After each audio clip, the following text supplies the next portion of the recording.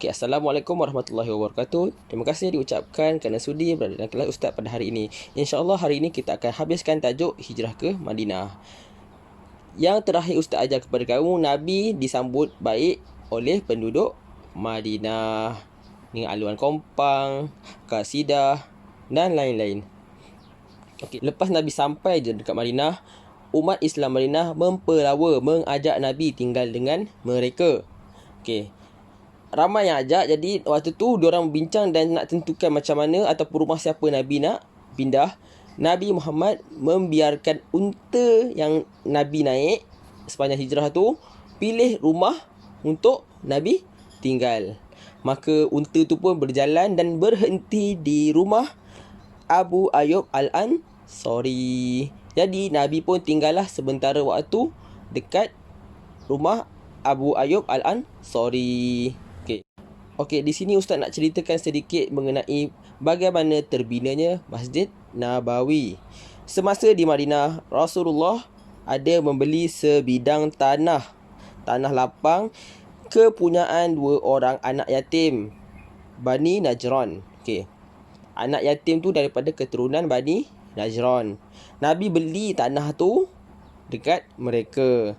Dan tanah itu akhirnya Nabi bina masjid dekat Madinah, yang sampai sekarang kalau kita tahu masjid yang besar cantik yang dinamakan sebagai Masjid Nabawi. Okey. Masjid itu dibina di tanah yang Nabi beli. Okey. Yang ini gambar sekarang. Okey, zaman dulu masjid tak adalah macam ni. Okey. Adalah sedikit sebanyak bentuk replika yang dibuat di salah satu muzium menunjukkan Masjid Nabawi macam mana keadaannya pada zaman dahulu. Macam ni. Dia tak ada atap. Kira macam ni lah. Okey, apa perkara awal yang Nabi buat selepas tu? Okey, Nabi mempersaudarakan kaum Muhajirin dan kaum Ansar. Kaum Muhajirin ni apa? Kaum Ansar ni apa? Muhajirin.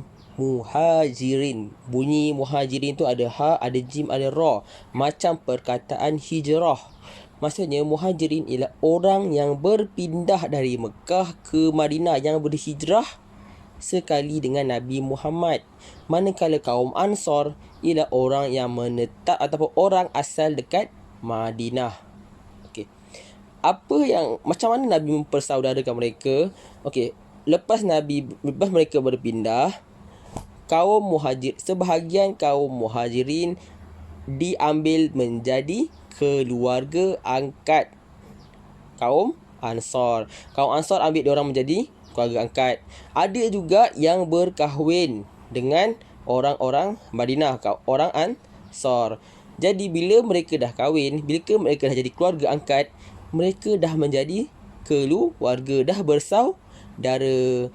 Jadi bila bersaudara, mereka semakin rapat, ada terjalin kasih sayang, bantu-membantu dan lain-lain. Itulah maksud mempersaudarakan. Okey. Apa pengorbanan orang Muhajirin dan Ansar? Okey. Muhajirin, mereka berkorban sangat banyak. Mereka tinggalkan segala harta diorang, rumah diorang dekat Madinah tu dan pindah ke Madinah. Tinggalkan dekat Mekah dan pindah ke Madinah. Jadi mereka dalam keadaan tak ada apa-apa masa sampai dekat Madinah. Bahkan mereka bagaikan mempertaruhkan nyawa mereka. Sebab apa? Sebab belum tentu lagi kalau diorang pindah ke Madinah, diorang akan hidup.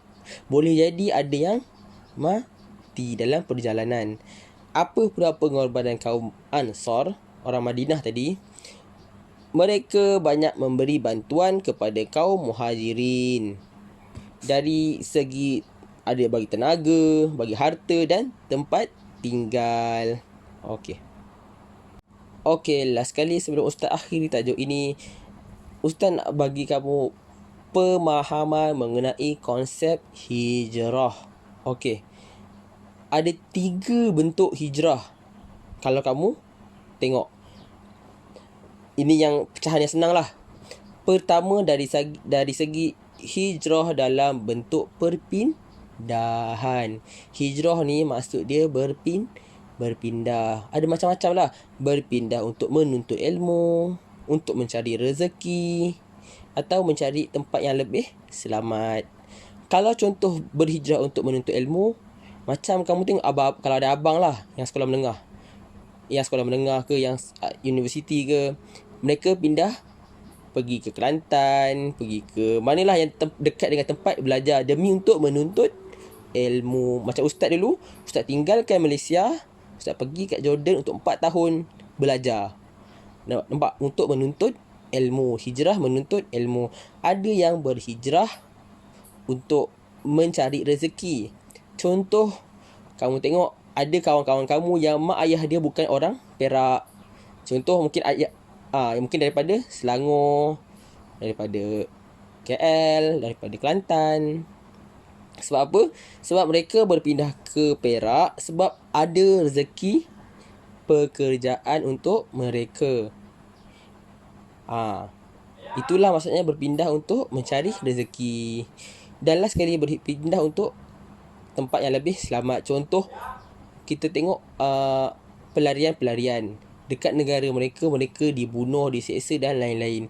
Jadi yang masih hidup berpindah untuk menjaga keselamatan diri. Kesian kan? Okey, dan yang kedua, hijrah adalah bentuk meninggalkan larangan.